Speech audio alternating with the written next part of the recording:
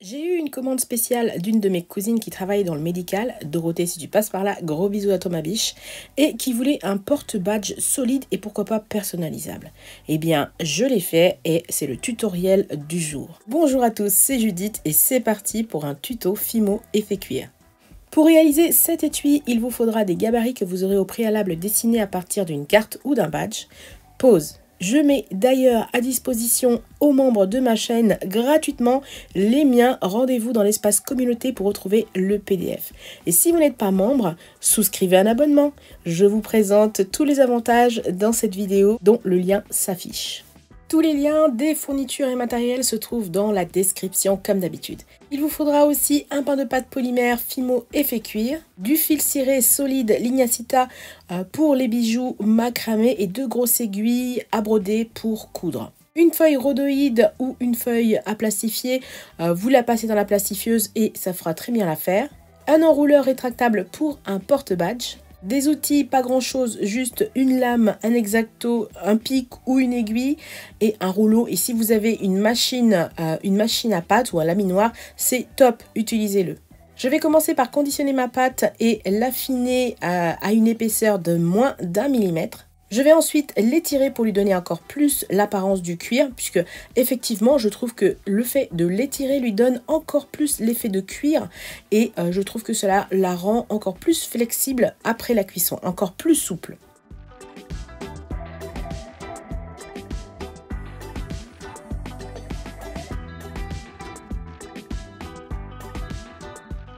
Je vais ensuite la placer sur une plaque de cuisson et couper à l'exacto tous mes gabarits.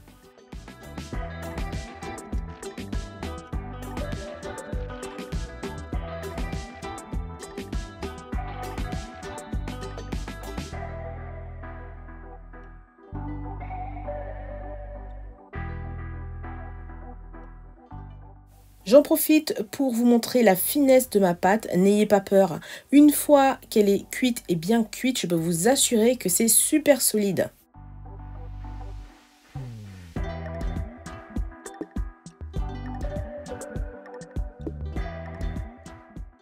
Je n'oublie pas tous les petits trous qui me serviront ensuite à coudre.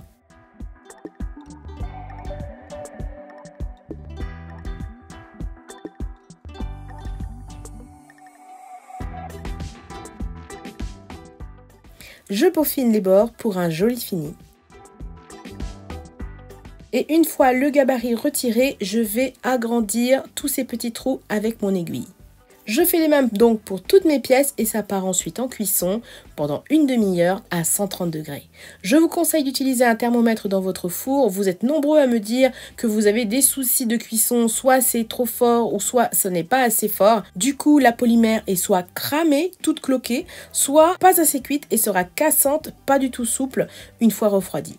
Parfois, nos fours sont capricieux et la chaleur dans le four ne correspond pas à celle programmée sur les boutons sélecteurs.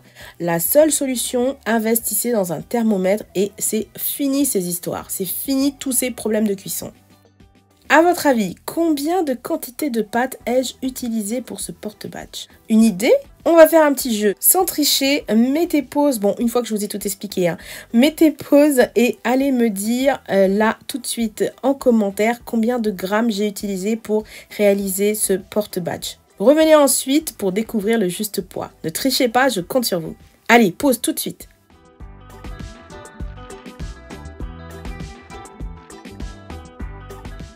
Et oui, je n'ai utilisé que 17 grammes, ce qui veut dire qu'avec un pain de pâte, vous pouvez en faire un peu plus de 3 porte-badges. C'est canon, non? Pendant la cuisson, je découpe mon petit rectangle de plastique et j'arrondis les bords.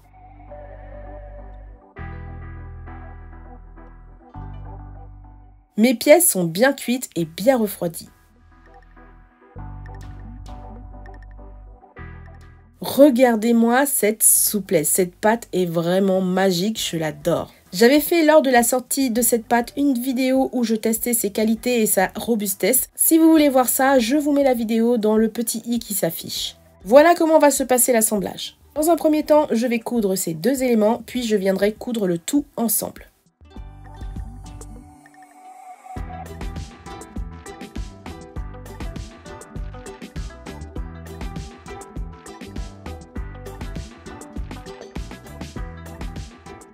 Pour éviter que mes pièces ne bougent et ne me compliquent la tâche lors de la couture et surtout me fassent perdre du temps, je vais coller des petits bouts de scotch double face et c'est bien pratique.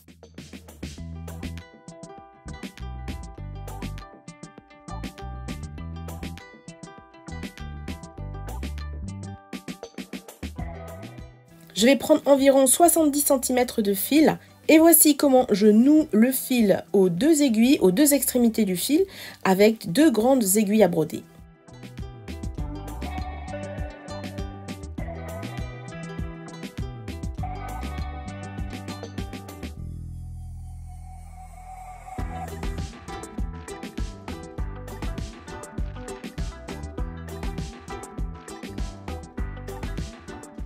Je vais faire une couture qu'on appelle sellier, que l'on utilise sur les ouvrages en cuir. C'est une couture assez simple et très solide. Cependant, ça prend du temps, mais devant une bonne série, ça passe tout seul. Je vous laisse regarder comment je m'y prends.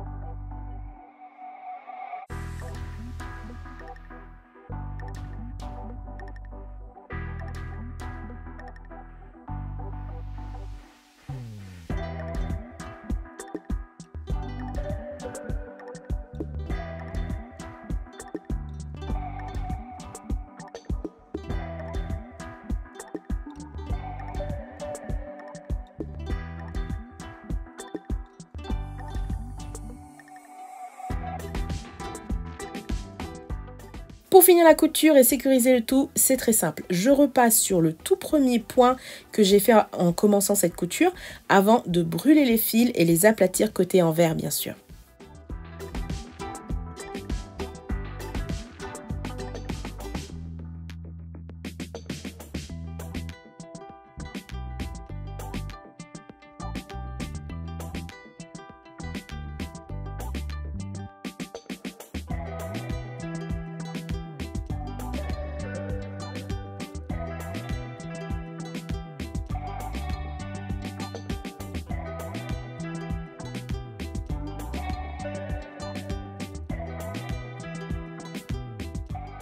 Je vais maintenant assembler par une couture tous les éléments ensemble et j'utilise encore une fois du scotch double face que j'enlèverai après la couture.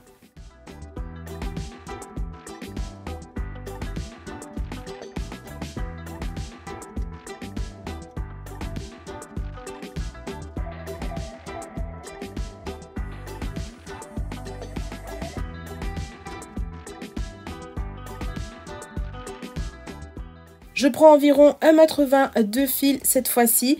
Il m'en restera encore à la fin, mais bon, comme ça au moins j'ai de la marge. Et c'est parti pour une couture sellier en commençant cette fois-ci par l'extrémité.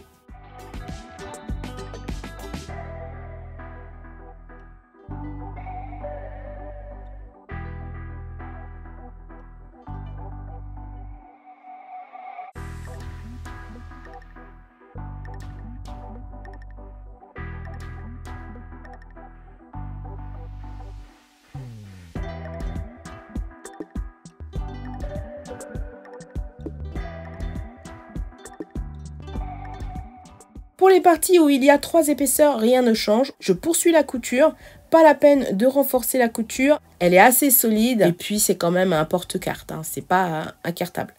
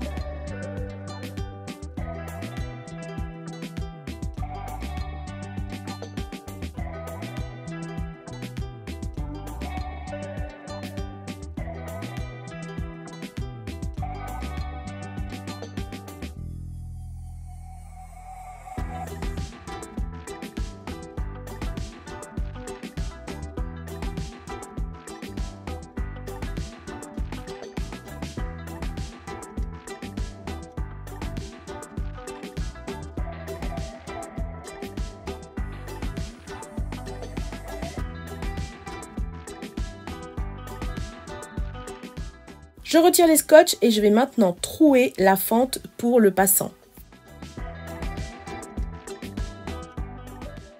Je reprends mon gabarit et je trace l'emplacement où je vais faire aux deux extrémités dans un premier temps des trous grâce à ma pince perforatrice et finir proprement à l'exacto.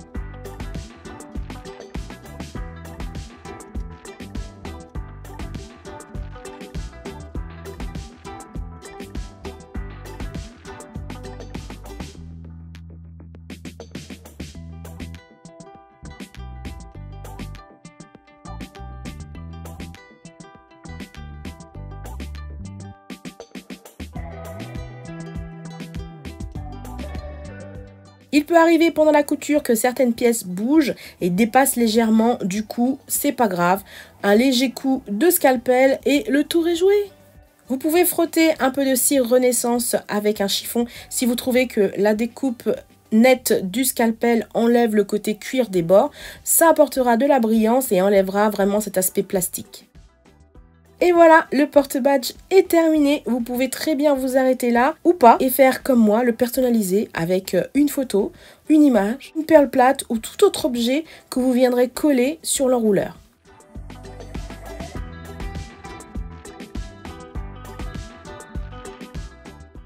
Pour ma part, je vais fabriquer une petite pastille en résine UV avec des petites paillettes bleues qui rappellent la couture. Regardez.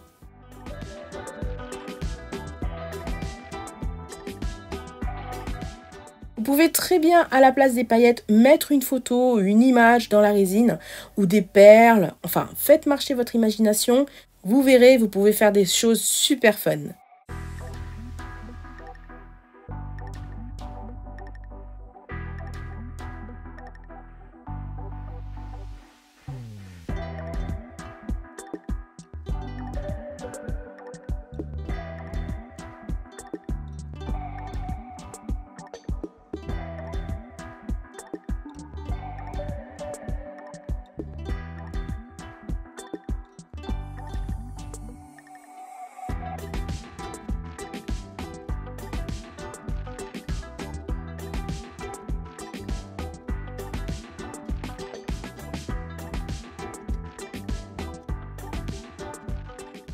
Et voilà, le porte-badge est terminé.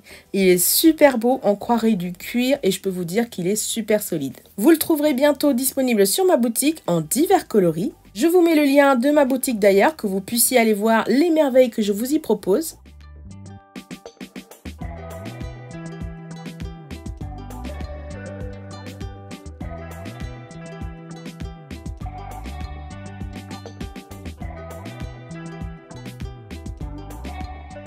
Bon, alors, dites-moi tout. Avez-vous apprécié ce tuto?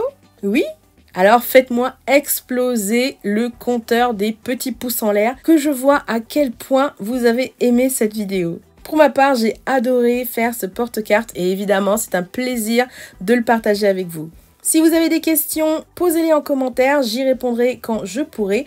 Et si vous me découvrez là, maintenant, avec cette vidéo, et que vous appréciez mon travail, mon univers, mes partages, eh bien, abonnez-vous, c'est gratuit et c'est bénéfique pour la santé, car la création, c'est la vie.